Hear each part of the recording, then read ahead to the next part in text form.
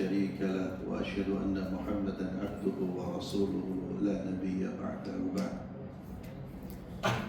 Ikhwani fillah azza-Allah iyyakum.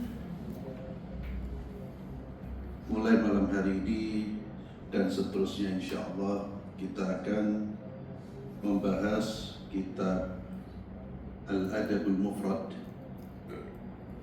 kitab adab yang ditulis oleh Imam Al-Bukhari rahimahullah. Dan saya akan membacakan syarahnya dari kitab Rasyul Barat Syarh Al-Adab Al-Mufrad yang ditulis oleh Dr. Muhammad Luqman As-Salafi. Beliau salah seorang ulama India, Direktur Universitas Islam Ibnu Taimiyah dan Markas Allamah Ibnu Baz di India. Dan ini salah satu kitab yang baik, yang bagus terkait dengan penjelasan kitab Al-Adabul Mufrad. Dan syarah ini sudah diterjemahkan. Terjemahannya ada 2 jilid. Syarahnya, penjelasannya ringkas.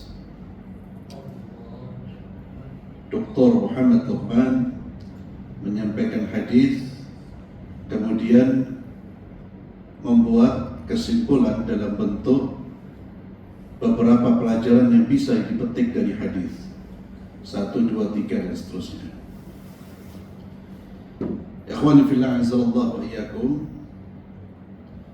Adab ini salah satu ajaran Islam yang sangat penting untuk ditegakkan baik dalam skala individu, keluarga, masyarakat maupun negara. Tanpa adab, bangunan masyarakat itu rusak. Tanpa adab, hancur satu generasi.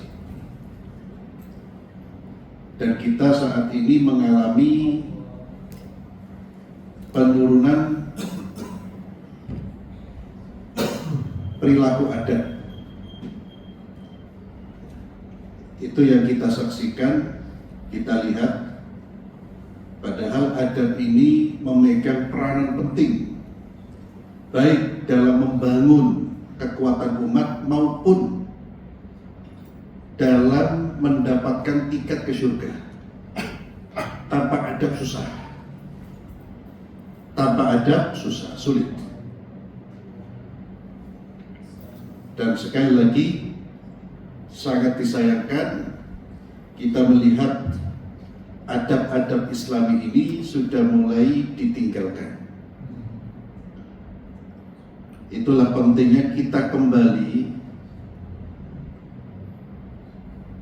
menekankan aspek adab ini dalam dunia pendidikan kita, pendidikan rumah tangga kita, pendidikan di sekolah. Bahkan siapapun yang ingin membangun sebuah peradaban, dia harus punya kontribusi untuk menegakkan adab. Kita lihat di dalam beberapa hadis, begitu pentingnya adab ini.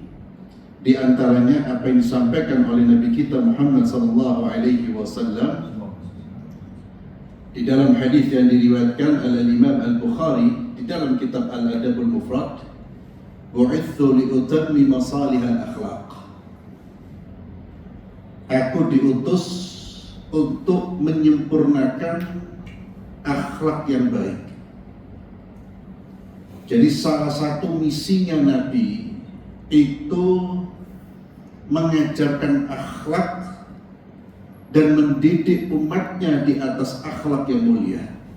Bu'itsu, aku diutus liutammima salihal akhlaq. Di dalam hadis yang lain yang juga diriwayatkan oleh Imam Al-Bukhari Beliau sallallahu alaihi wasallam bersabda, khiyarukum ahsanukum akhlaqa. Orang yang terbaik di antara kalian adalah orang yang terbaik akhlaknya. Nabi berkata, orang yang terbaik di antara kalian adalah orang yang terbaik akhlaknya. Jadi ukuran kebaikan seseorang selain ibadahnya juga perilaku dan sikapnya. Nanti kita akan membaca hadis-hadis yang juga menegaskan bahayanya orang meninggalkan adab. Bahkan satu adab ditinggalkan bisa melemparkan orang itu ke dalam api neraka. Satu adab, contohnya adab kepada tetangga. Bagaimana kalau memang dia tidak punya adab kepada siapapun, tidak punya adab. Apalagi tidak punya adab kepada orang tuanya, waduh itu lebih berat. Nabi SAW juga bersabda, "Athqalu syai'in fil mizan khuluqun hasan."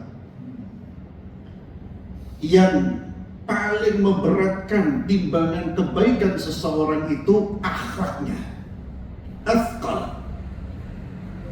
Athqalu syai' fil mizan khuluqun hasan. وقد جاءت أحاديث كثيرة دعا صلى الله عليه وسلم فيها أمته إلى حسن الخلق وحث على مكارم الأخلاق ومعالي الآداب وأبى عليها سفاسفها وأراذلها.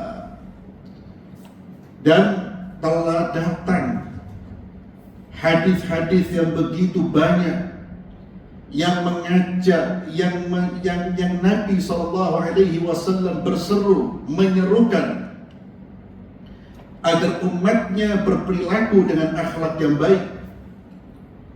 Nabi mendorong mereka untuk berakhlak dengan akhlak yang mulia, dengan akhlak-akhlak yang unggul. Dan Nabi mendidik umatnya untuk meninggalkan dan menolak segala bentuk perbuatan hina dan buruk dari sikap dan perilaku. Ini tentu muqaddimah, pendahuluan yang ditulis oleh Syekh Dr. Muhammad Tuqban As-Salafi. Waqad dzakara al-Imam Ibnu Qayyim, Al-Imam Ibnu Qayyim rahimahullah, beliau menjelaskan أن الأدب في الدين الإسلامي ينقسم إلى 3 أنواع. Adab di dalam agama Islam ini terbagi menjadi 3. Yang pertama, adab ma'allahi subhanahu wa ta'ala. Adab bersama Allah, adab kepada Allah subhanahu wa ta'ala. Bagaimana kita beradab kepada Allah? Siyanatu mu'amalatihi ma'ahu alla yashubaha naqisa. Ketika berinteraksi, bermuamalah dengan Allah, menjaga perilaku sehingga tidak ada perilaku yang cacat. Wasiyanatu qalbihi min an yaltafita ila ghairi. Di antara adab seorang hamba kepada Allah, dia menjaga hatinya agar tidak menoleh kepada selain Allah. Menjaga hati agar tidak menoleh kepada selain Allah, yakni hatinya ketika berbuat, beribadah, niatnya karena Allah. Kalau dia bertawakal, tawakal hanya kepada Allah. Karena tidak termasuk adab ketika Allah memandang hati kita, lalu hati kita berpaling dari Allah subhanahu wa ta'ala. Nabi SAW bersabda, "Innallaha la yanzur ila suwarikum wa amwalikum wa innama yanzur ila qulubikum wa a'malikum." Allah tidak menilai kalian dari penampilan.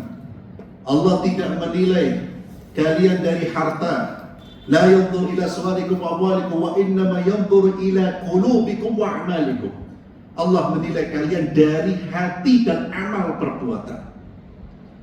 Maka sasaran pandang Allah itu yang pertama adalah hati kita. Maka sungguh tidak beradab ketika Allah memperhatikan kita, kita sedang mengabaikan pandangan Allah subhanahu wa ta'ala. Maka orang yang berbuat syirik dan itu pelanggaran terhadap adab kepada Allah, Ketika Allah memberinya rezeki, justru dia berterima kasih, beribadah kepada selain Allah Azza wa Jalla. Demikian pula orang yang beramal ibadah dengan niat bukan karena Allah, niatnya untuk pamer, dia telah melanggar adab kepada Allah Subhanahu wa Ta'ala. Ibadah yang seharusnya dipersembahkan untuk Allah, dia cari pahalanya di sisi Allah, namun justru dia cari kepada makhluk-makhluk yang tidak bisa memberi apa-apa. Maka kata Imam Al-Qayyim, wasiyanatu qalbihi min an yaltafita ila ghairihi, wasiyanatu iradatihi min an yata'allaq bima yanquduhu Allah alaihi. Dan menjaga adab di hadapan Allah adalah menjaga kehendak hamba agar tidak terikat dengan perilaku yang dibenci oleh Allah Subhanahu wa Ta'ala. Kemudian kata Imam Ibnu Qayyim, adab yang kedua adab kepada Rasulullah sallallahu alaihi wasallam. Dan Quran banyak berbicara tentang adab kepada Nabi. Wa ra'sul adab, puncak adab kepada Nabi, kamalut taslimilah, berserah diri dengan apa yang diperintahkan oleh Nabi secara sempurna, taslim, menerima semua keputusan-keputusan Rasulullah sallallahu alaihi wasallam. Wal inqiyadu li amrihi, tunduk terhadap perintahnya. Wa talaqqi khabarihi bil qabul wat tasdiq, menerima informasi, menerima khabar, berita dari Nabi bil qabul, dengan penerimaan dan pembenaran. Wa minal adabi ma'ah, dan di antara bentuk adab kepada Nabi, alla yataqaddam baina yadayhi bi amrin wala nahyin wala idrin wala tasarruf, tidak melangkahi Nabi baik dalam urusan perintah, larangan, izin maupun tindakan. Artinya dia tidak akan mengatakan ini diperintahkan sebelum dia mendengar perintah dari Rasulullah SAW. Dia tidak berani mengatakan ini diharamkan sebelum dia mendengar pengharaman itu dari Rasulullah SAW. Dia tidak akan berani bertindak, melangkah untuk beribadah sebelum dia tahu bahwa ini adalah petunjuk Rasulullah SAW. Itu adalah adab kepada Nabi Muhammad SAW.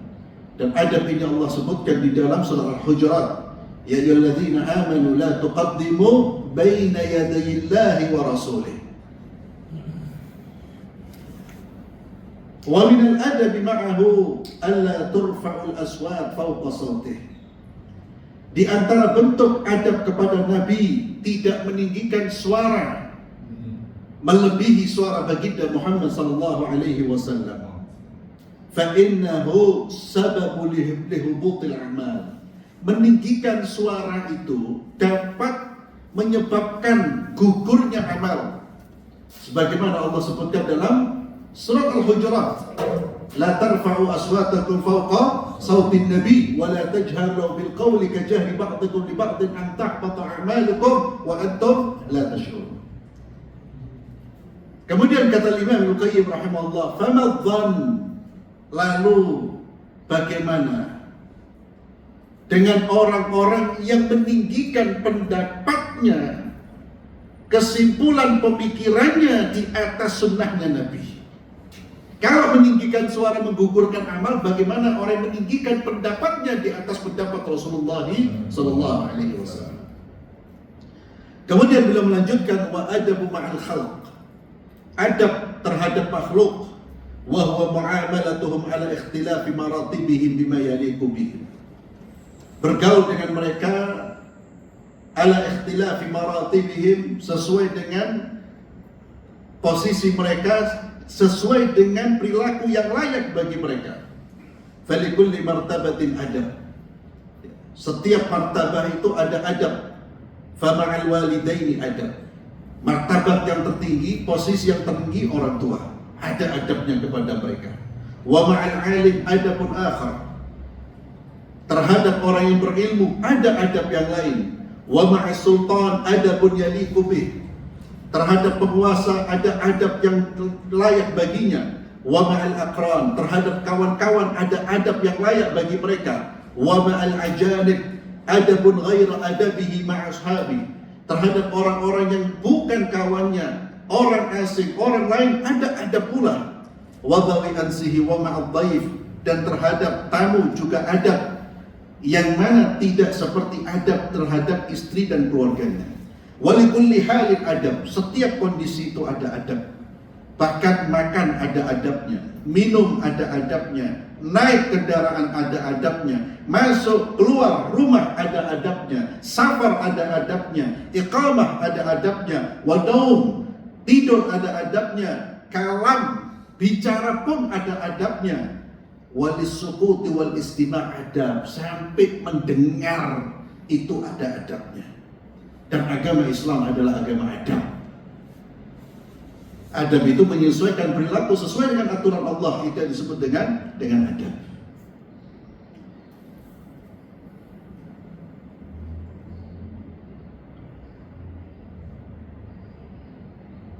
Kemudian kata Syekh, wa idza darasta al-Islam wa ta'ammadta fihi tajid anna Allah subhanahu wa ta'ala aqama da'wat al-Islam ala asasin matin min al-akhlaq al-karimah wal adab al-rafi'ah wal fada'il 'aliyah.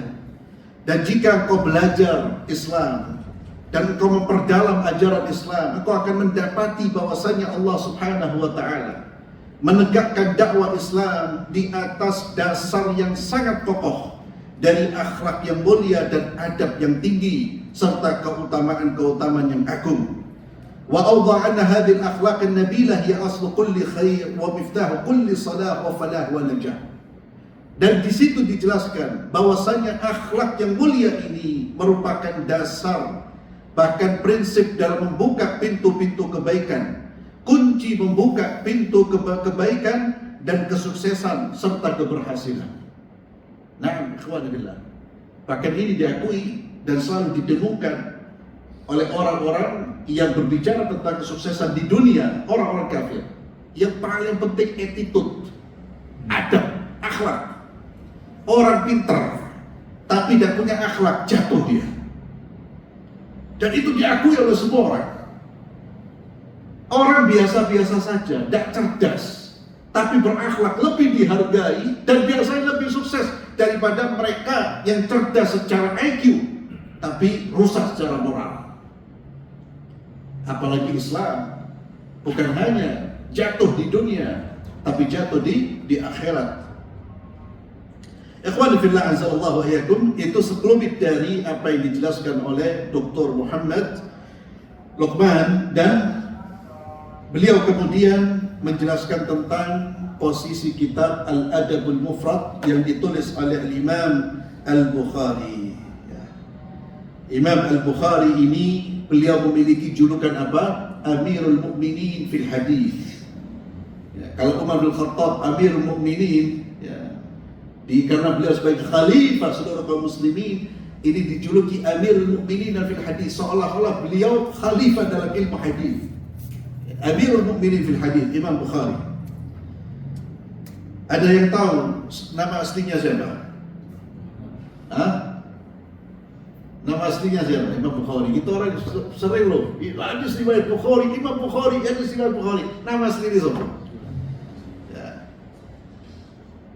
Nama aslinya siapa? Wasabi, penyanyi gabus ngerti gabel, tokoh hadis tak paham. Nama aslinya siapa? Imam Bukhari. Imam Bukhari kan bukan nama aslinya. Nama aslinya apa? Muhammad bin Ismail.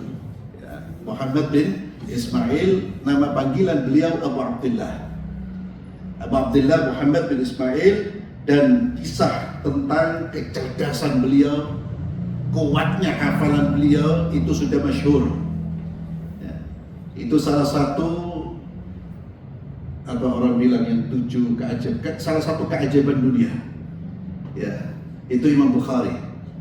Dan tentunya banyak ulama-ulama yang punya daya hafal yang kuat, kecerdasan yang luar biasa. Atau kalau membaca biografinya para ulama itu, Allahu Akbar, Allah karuniakan kepada mereka ya akal, otak ya yang sekarang ini seperti komputer atau laptop ya, menyimpan segala ilmu bisa. ada di kepala mereka. Dan tidak hanya menyimpan, mengeluarkannya kapanpun mereka mau. Antum lihat Imam Bukhari menyebutkan perawi-perawi hadis itu dibolak-balik, ditata menjadi perawi yang murattabah.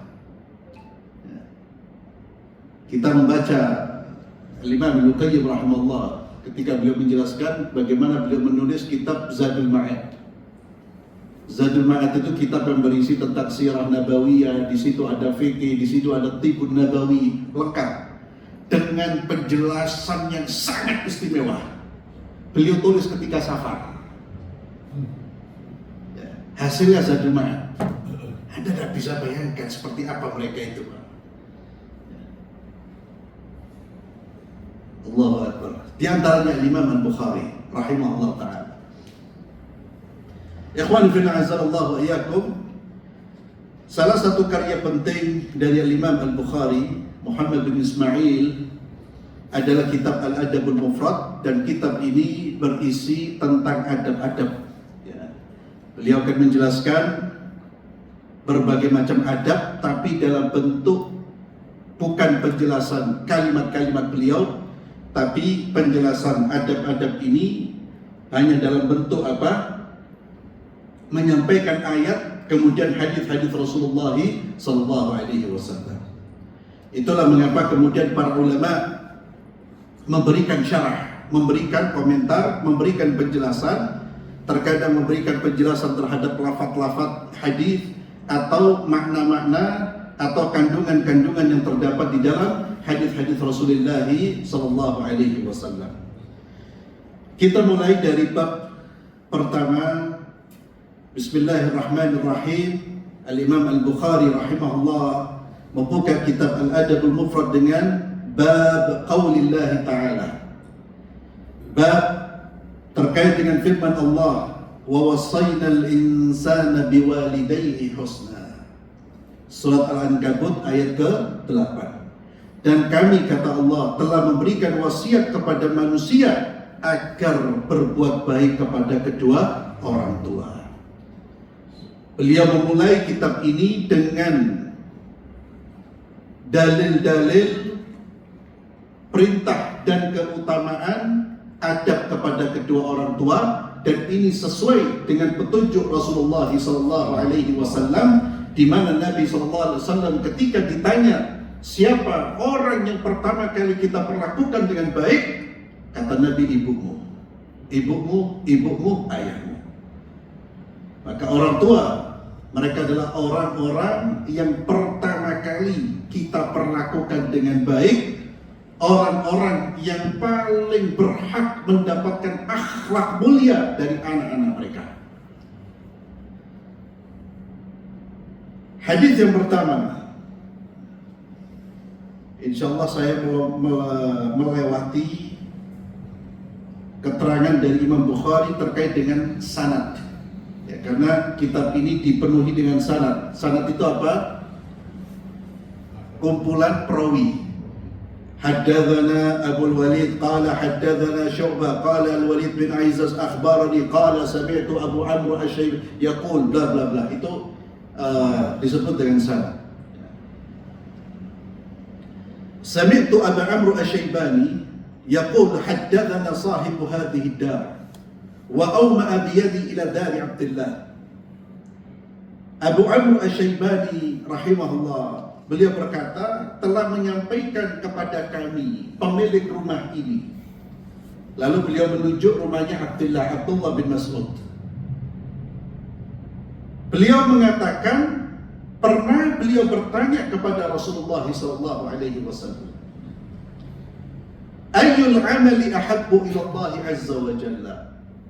Amalan apakah ya Rasulullah yang paling dicintai oleh Allah subhanahu wa ta'ala? Amalan apakah yang paling dicintai? Yuhibbuhullah, yang dicintai oleh Allah, diridai, melebihi amalan-amalan yang lain.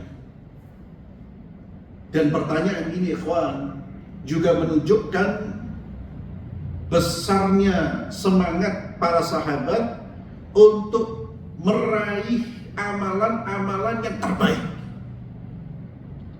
Mereka adalah orang-orang yang tidak puas dengan amalan yang biasa-biasa saja. Antum lihat pertanyaannya, yang paling dicintai, yang paling afdal, yang paling-paling. Dan pertanyaan mereka bukan untuk basa-basi. Pertanyaan mereka bukan hanya sekedar, ya tanyalah, apalagi itu debat. Bukan itu. Pertanyaan mereka adalah pertanyaan ilmu yang akan mereka amalkan. Basa-basi itu semisal gini, Pak. Ustaz, hukumnya kalau saya sholat malam 2 jam gimana, Ustaz? Atau Ustaz, sholat duha itu maksimal berapa rakaat? Maksimal. Ada yang mengatakan 8, ada yang mengatakan 12. Antum biasa berapa? Oh, belum pernah sholat duha. Dan setelah tanya, besok tidur sampai zuhur. Itu pertanyaan basa-basi. Ya, karena ada orang senang tanya, tapi tidak sedang amal. Lek tanya, Allahu Akbar, kata dijak debat apa. Setelah itu, kelas. Semua yang dia dapat dimasukkan di tong sampah. Lah, bukan demikian para sahabat Rasulullah SAW. Mereka betul-betul mau beramal, tanya. Tidak mau beramal, diam dulu. Jadi bukan banyak tanya, banyak kalam, banyak ini, tapi nilai amalnya 4, 3. Pertanyaannya 9. Hadza sahabat Rasulullah SAW. Antum lihat pertanyaan mereka, ikhwan, dan ini untuk mereka amalkan. Ya Rasulullah, amalan apa yang paling dicintai oleh Allah? Ayyul amali ahabbu ila Allah? Nabi SAW menjawab, as-salatu ala waqtiha. Yang paling dicintai oleh Allah, salat di awal waktu. Dan ikhwani billah azallahu wa iyyakum, orang jika terus dia melaksanakan salat berjamaah, dia pasti akan mendapatkan fadilah salat di awal waktu. Selain fadilah berjamaah, selain fadilah yang begitu banyak dari salat di masjid, dia pasti juga sudah memastikan dirinya sholat di awal waktu. Berbeda dengan orang yang menunda, tidak atau enggan untuk berangkat ke masjid. Kalau sudah enggan berangkat ke masjid, biasanya sholatnya akan molor, bahkan bisa sholat di akhir waktu, bahkan sholat di luar waktunya. Dan itu jika menjadi kebiasaan, maka Nabi menyebutnya sebagai perilaku orang-orang munafik. Dan masalah salat ini kita sudah paham pentingnya salat, dan ketika Al-Quran menyebut tentang salat, Nabi menyebut tentang salat, fahami bahwa salat di sini bukan hanya sekedar gerakan-gerakan, tapi salat yang diinginkan dalam Al-Quran dan Sunnah adalah salat yang sesuai dengan tuntunan, dilakukan dengan ikhlas, dikerjakan pada waktunya, dan dikerjakan dengan menghadirkan kekhusyuan. Jadi ikhwani fillah, jangan pernah puas dengan sholat kita sampai kita menyempurnakan 4 hal ini. Dan yang paling berat adalah al-khusyuk. Dan khusyuk inilah yang Allah sebutkan di dalam surat Al-Mu'minun ketika berbicara tentang orang-orang beriman. Allah Azza wa Jalla berfirman, "Qad aflaha al-mu'minuna alladhina hum fi salatihim khashi'un." Sungguh beruntung orang-orang beriman. Siapa mereka? Orang-orang yang khusyuk di dalam salatnya. Maka bahasa Al-Quran ketika menyuruh kita untuk salat, bahasanya iqamatus salat. Iqamah itu menegakkan. Kata Syekh Al-Imam Abdurrahman As-Sa'di rahimahullah dalam tafsirnya, iqamatus salat iqamatuha zahiran wa batinan. Menegakkan salat secara zahirnya sesuai dengan tuntunan, batinnya juga ikut salat. Artinya khusyuk. Ini ikhwani fillah, masalah sholat, dan ini masalah yang sangat penting dan yang harus menjadi perhatian utama kita, termasuk perhatian utama untuk mendidik, melihat sejauh mana kebaikan keluarga kita, perhatikan sholat mereka. Pertama kali itu, kalau sholat belum selesai, terus kita bina, terus kita didik. Tidak ada hal yang perlu dibanggakan jika anak-anak kita belum sadar untuk mengerjakan sholat berjamaah. Hatta mereka punya prestasi doktor, Mereka bisa membeli mobil, membeli rumah, tapi dipanggil hayya 'alas shalah, hayya 'alal falah, masih berat untuk mendatangi rumah Allah. Maka kita belum bangga. Ya. Ini penting saya sampaikan sehingga kita tanamkan hal ini kepada anak-anak kita agar mereka sadar bahwa yang dibanggakan itu bukan hanya uangnya dia. Yang dibanggakan itu ketika hatinya terpaut dengan rumah Allah Subhanahu wa ta'ala. Istimewa kalau anaknya tajir, pinter, tajir, ahli masjid. Wa hadzal fid dunya hasanah wa fil akhirah hasanah. Afwan, karena sebagian orang tua itu ada yang membangga-banggakan anaknya padahal wala yaqra'ul Quran. Tidak bisa baca Quran. Wala ke masjid. Anak-anak ini dokter hebat dia. Dulu kuliahnya di luar negeri. S1-nya di Inggris, S2-nya di Amerika.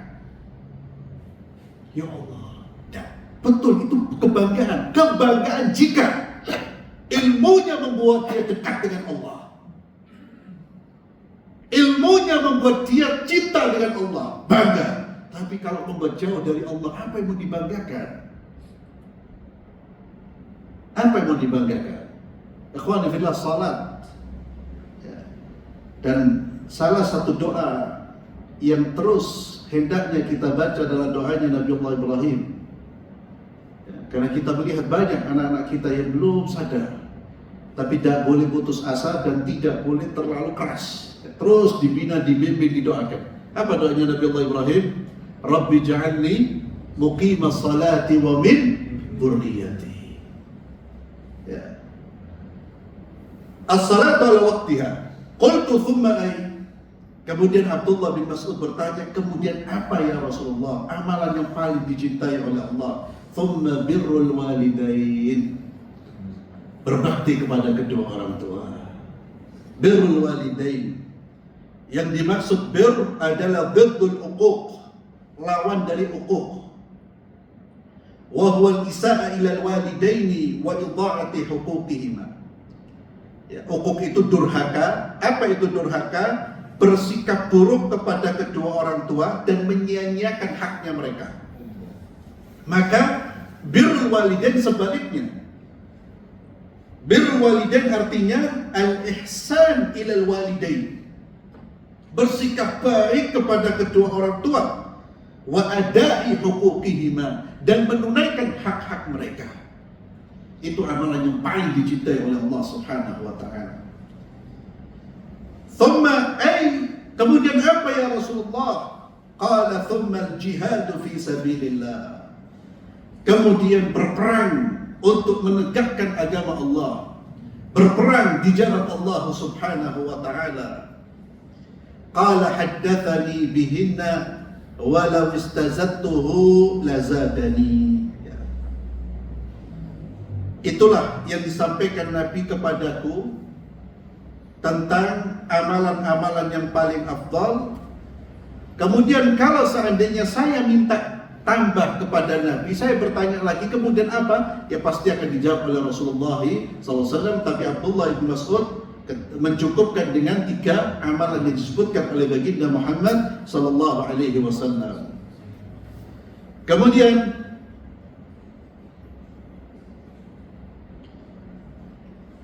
haddatsana Ya'la bin Atha dari ayahnya, dari Abdullah bin Umar. Beliau berkata, ridha Rabb fi ridhal walid wa sakhatir Rabb fi sakhatil walid. Ridhanya Allah Subhanahu wa ta'ala, ridhanya Allah Subhanahu wa ta'ala itu tergantung ridhanya orang tua. Dan murkanya Allah Subhanahu wa ta'ala juga tergantung murkanya orang tua. Maka kunci mendapatkan ridhonya Allah apa? Mendapatkan ridhonya kedua orang tua kita. Dan ketika kita ingin dimurkai oleh Allah, maka buat murka kedua orang tua kita. Namun dalam hal kemarahan orang tua, dalam hal yang kita tidak melakukan pelanggaran terhadap perintahnya Allah, maka kemarahan ini tidak termasuk dalam hadis ini. Artinya, kalau ada orang tua murka, marah, melihat anaknya umpamanya menjalankan sunnahnya Nabi, maka anak itu tidak termasuk mendapatkan ancaman, karena murkanya orang tua tidak beralasan dalam Islam. Ada orang tua murka melihat anaknya, putrinya menggunakan pakaian jilbab yang besar, marah dia. Maka kemarahan orang tua ini tidak menyebabkan anak itu mendapatkan murkanya Allah. Kenapa? Karena kemarahan orang tua tidak beralasan, bahkan bertentangan dengan perintah Allah Subhanahu wa taala. Tapi kalau kemarahan orang tua tidak melanggar, bukan dalam hal-hal yang memang bukan dalam hal-hal yang melanggar aturan Allah, maka kemarahan ini menyebabkan murkanya Allah. Kemudian bab yang kedua atau subbab yang kedua masih dalam birrul walidain, bab birrul Dari kedua orang tua, yang pertama adalah berbakti kepada ibu.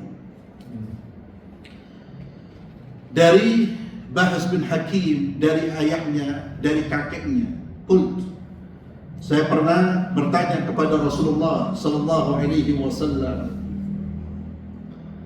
"Ya Rasulullah, man abar?" Ya Rasulullah, siapa yang harus aku perlakukan dengan baik?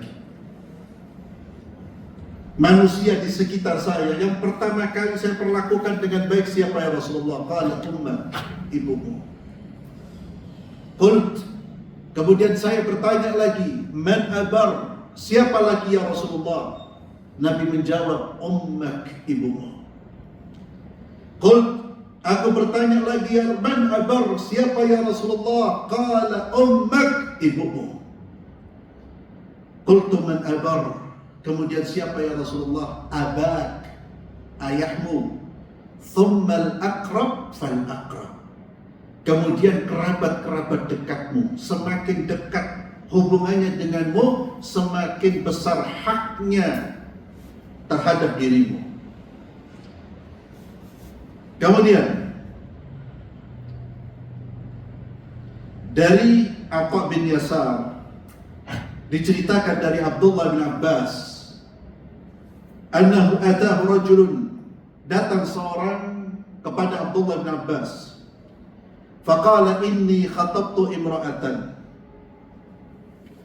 sesungguhnya saya datang kepada seorang wanita untuk melamar. Fa'abat an tankihani, lalu dia menolak untuk menikahiku. Artinya lamarannya ditolak.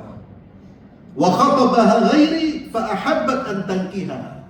Tapi ketika dilamar oleh laki-laki lain, diterima lamarannya. Faghirtu 'alaiha faqataltuha. Saya pun marah dan membunuh wanita itu. Fahalli bin taubah. Ini orang tanya kepada siapa? Abdullah bin Abbas. Fahalli bin taubah. Apakah ada kesempatan bagi saya untuk bertaubat? Kata Abdullah bin Abbas, apa yang ditanyakan oleh Abdullah bin Abbas?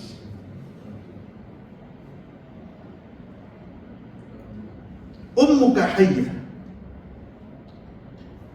ibumu masih hidup? Qala la. Dia sudah meninggal ya Abdullah bin Abbas. Qala tub ila Allah, bertaubatlah kepada Allah dengan taubatan nasuha, wa taqarrab ilaihi mastata'ta, dan dekatkan dirimu kepada Allah semaksimal mungkin, karena dosa membunuh dosa besar. Fadhahabtu, lalu saya pergi, kata Atha bin Yasar, dan saya tanya kepada guru saya Abdullah bin Abbas, lima sa'alta wa hayati ummi, kenapa engkau bertanya tentang ibunya, apakah dia masih hidup? Dia tanya tentang taubat, ada jalan taubat, kenapa engkau tanya tentang ibunya? Kata Abdullah bin Abbas, inni la a'lam amalan aqrabu ila Allah azza wa jalla min birril walidah. Sesungguhnya saya tidak mengetahui amalan yang paling mendekatkan diri seorang hamba kepada Allah dari baktinya kepada seorang ibu. Tidak ada, saya tidak ketahui itu. Ada amalan yang lebih besar fadilahnya, yang lebih mendekatkan seorang hamba kepada Allah dari baktinya kepada seorang ibu. Maka ikhwani fillah azallahu iyyakum, orang tua ini pintu-pintu surga. Orang tua ini kesempatan bagi anak untuk meraih pahala sebesar-besarnya, terutama seorang ibu. Maka orang mukmin dia tidak akan menyia-nyiakan orang tuanya. Dia akan melihat orang tuanya ini ladang pahala yang besar. Kunci-kunci surga ada di tangan mereka. Maka ikhwani fillah azallahu wa iyyakum, di dalam hadis ini ada pelajaran bagi kita. Yang pertama tentang pesannya berbakti kepada seorang ibu. Kemudian yang kedua, orang yang melakukan dosa membunuh, jika tidak sampai perilakunya ini ke penguasa, dia tidak dihukum oleh penguasa atau melalui hukum Islam, maka dia tetap punya kesempatan untuk bertaubat. Dia punya kesempatan untuk bertaubat. Dan Islam atau keyakinan ahli sunnah wal jamaah meyakini bahwa dosa pembunuhan itu termasuk dosa besar. Bahkan disebutkan orang yang melakukan pembunuhan itu Islamnya sudah semakin sempit. Dosa besar. Namun pelakunya tetap dianggap sebagai seorang muslim. Ahli sunnah meyakini bahwa dosa-dosa besar itu tidak mengeluarkan pelakunya dari Islam. Wallahu a'lam bissawab. Kita tutup dengan doa kafaratul majlis. Subhanakallahumma wa bihamdik, asyhadu an la ilaha illa anta, astaghfiruka wa atubu ilaik. Assalamualaikum warahmatullahi wabarakatuh.